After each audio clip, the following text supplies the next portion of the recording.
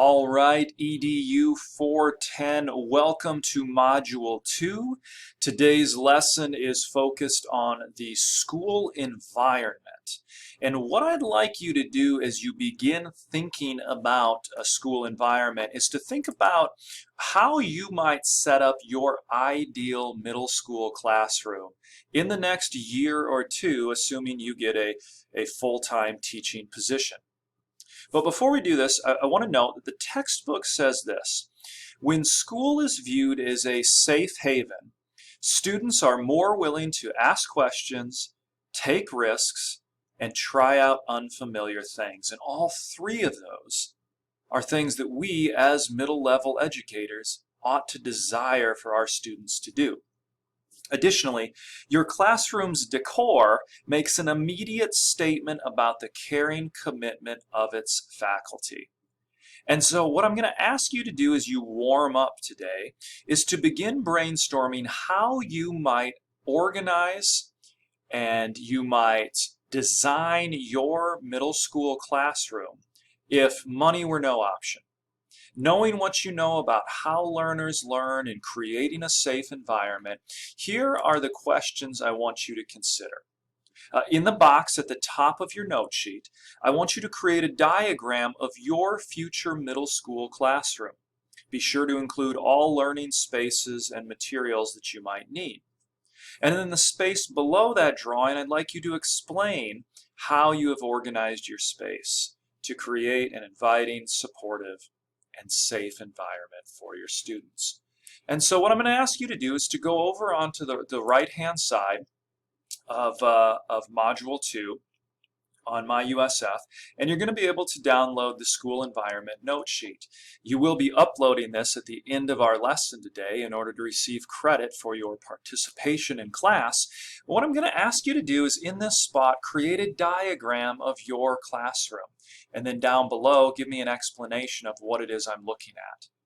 So typically I've asked students to do this with a pencil and with paper, and this is a little bit more difficult because I'm sitting here on Microsoft Word.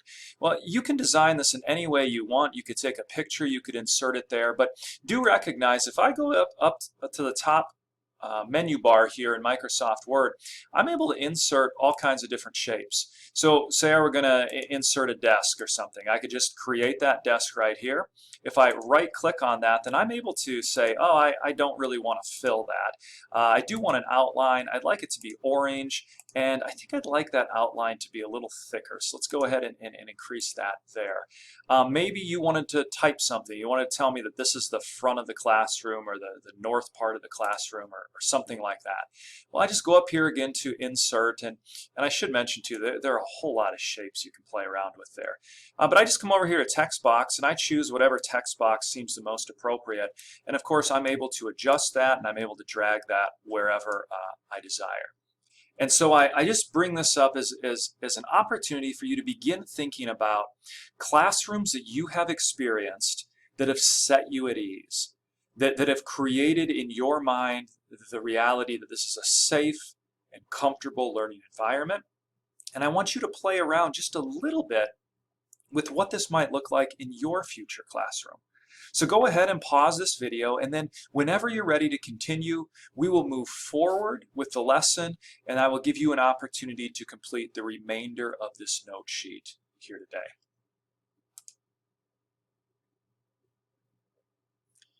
All right. The text notes that a successful school is like a symphony. And I think this is really an apt metaphor because I've been members of orchestras and bands, and now I'm still a member of a Christian rock band. And one of the things that's unique about being a member of a band is that your instrument, your voice is just one of many working together but often playing very different parts in order to create the whole, which is this beautiful piece of music. So when I was in high school, I played the upright bass. It was a massive instrument that's about as tall as I am, and I had to buy a pickup truck so that I had space to carry this monstrosity to and from school and my house and different concert venues and so on. I don't play it anymore, but it allowed me to spend a couple of years in the orchestra at Lincoln High School. And one of the things I quickly recognized was that I had a whole lot more fun practicing with the other members of the orchestra than I did at home on my own. Because the bass isn't, in an orchestral situation, a very flashy instrument. Often the music that I played would just be these long, drawn out whole notes.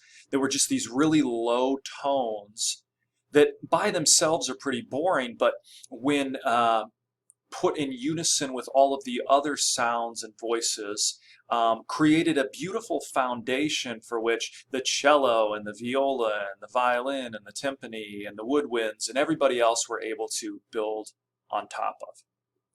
In the same way, school is like a symphony. You, as a middle school math teacher or art teacher or science teacher or language arts teacher, or whatever your role is, you play just one role in the symphony that is this. You play one role in the symphony that is this school. But that's an important role.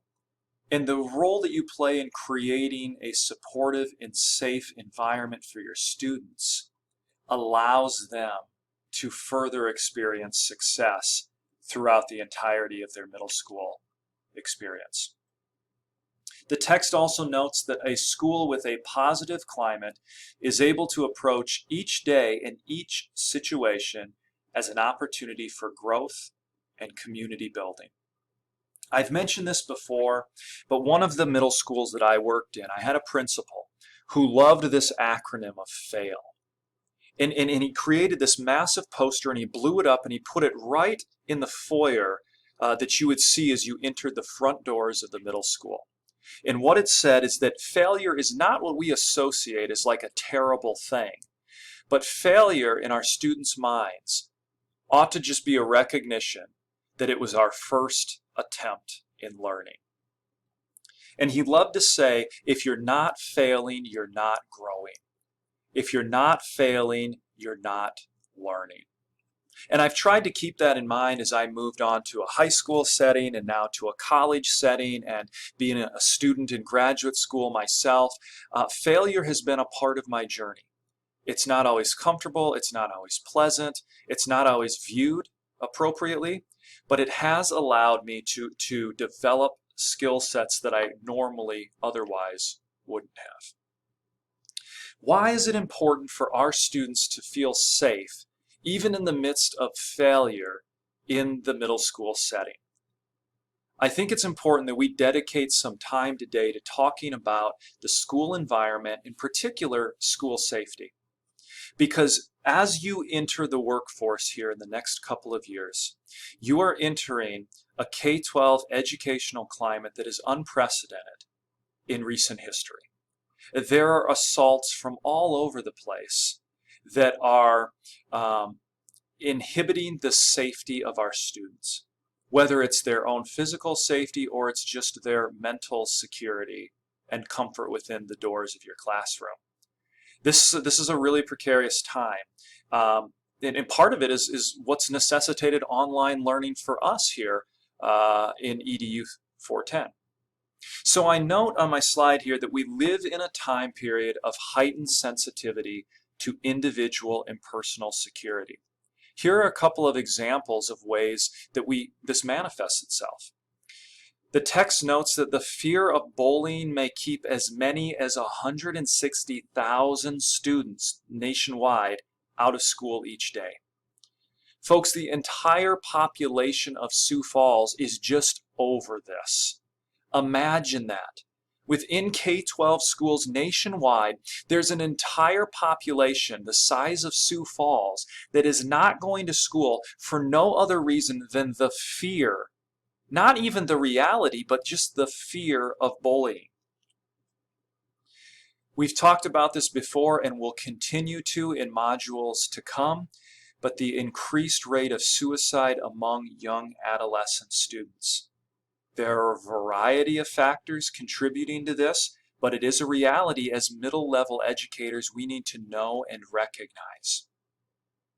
How about the post 9/11 view of terrorism?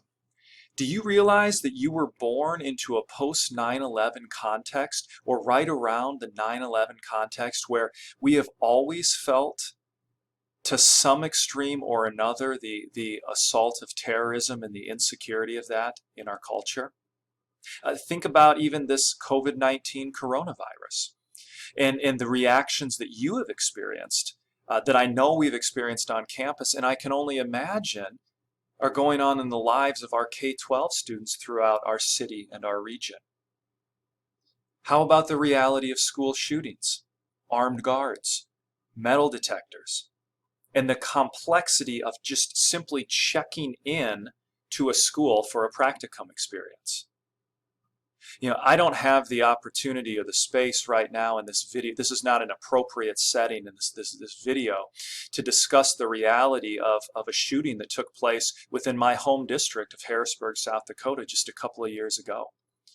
My wife was present when the building went into lockdown, and my sister-in-law, who was the nurse at Harrisburg High School, actually tended to the wounds of the victim, shot by a student's handgun, in the aftermath of that shooting.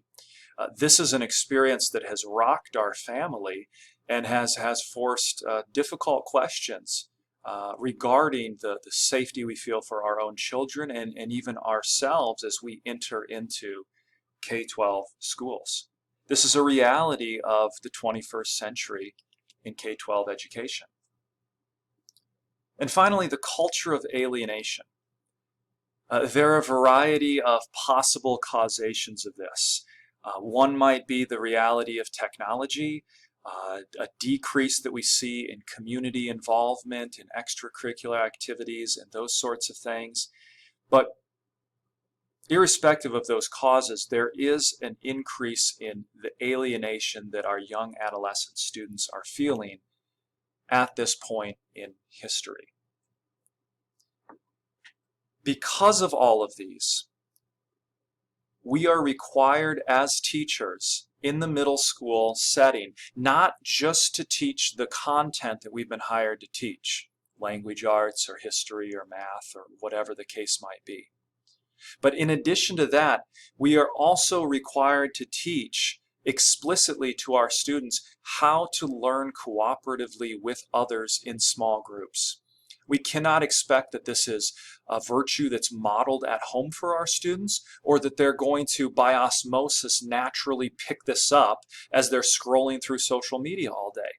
We have to carve out time to allow our students within the classroom to learn and to try and to fail and to improve in their ability to work with others cooperatively. Likewise, the way that we handle discussions. Our polarized political atmosphere does not teach our students how to have healthy discussions or disagreements. So this is why activities like the Fishbowl, the Socratic Seminar are important in explicitly teaching our students what's expected of them and then providing them with gentle feedback, both positive and negative, as they begin to explore these techniques within our classroom, within the safe confines of our classroom. Interpersonal communication from one student to another, from a student to a teacher, from a student to a parent. Because of the increased use of technology, sometimes this is a skill that slips through the cracks. And again, it might not always be modeled on the home front. And so we have to encourage and engage and teach this communication to our students. And most importantly, conflict resolution. Because conflicts are naturally going to arise as we walk through this thing called life. And we need to explicitly teach our students how to handle conflict in an appropriate way by communicating with words and ideas rather than with fists and with guns. And how about a growth mindset? How about grit? How about perseverance? How about recognizing that the first time you attempt something, you might not succeed, and that's okay. That's why school is here. That's what school's intended to do, to be a safety net so that when you fail, we can catch you and we can support you so that you can grow and develop these skills that you will need in order to be a successful and well-adjusted member of our society. Here's what I'm going to ask you to do today, because I think conflict resolution is so important to our schools, and because this is not something that I've been able to necessarily model for you in our face-to-face meetings. I'm going to ask you to read through just one CRE activity, and that'll be attached on the right-hand side of the Module 2 tab on My USF. And before I ask you to do that and to reflect upon it in your note sheet, I want to just read this statement provided in the introduction to this curriculum that I've obtained. And it says this: conflict resolution education programs strive to impart students with nonviolent conflict resolution skills and opportunities for emotional growth and self-definition. With these, students form safer learning environments and are better prepared to peacefully enter a multicultural world. Each activity contains a description of its intended learning objectives, directions for running the activity, discussion questions for debrief, and reproducible handouts if they're applicable.